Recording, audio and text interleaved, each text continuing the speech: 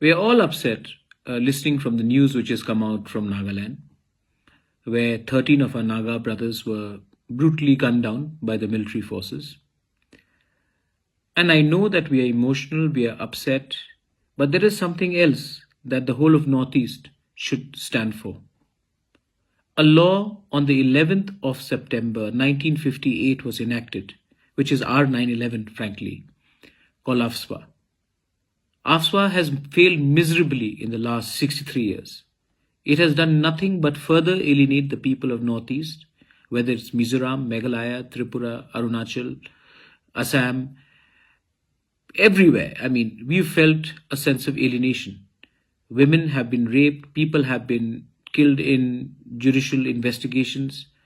There has been a lot of fingers raised towards everyone, and this has led to a lot of misunderstanding and insecurity between the mainland and the Northeast.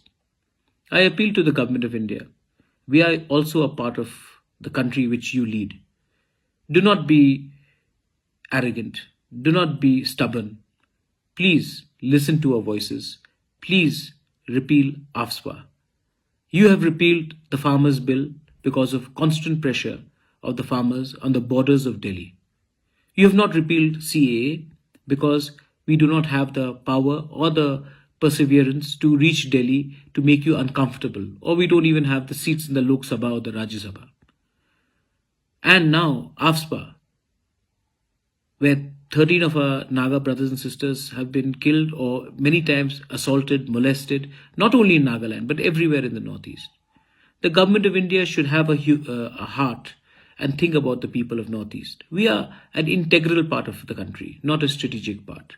So, I appeal to the Government of India. The time has come for you to reconsider and repeal AFSPA and also repeal Citizenship Amendment Act, an act which further alienates us from the mainstream.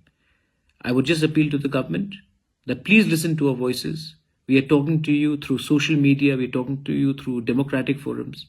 This is the genuine concern and voice of the people of the Northeast.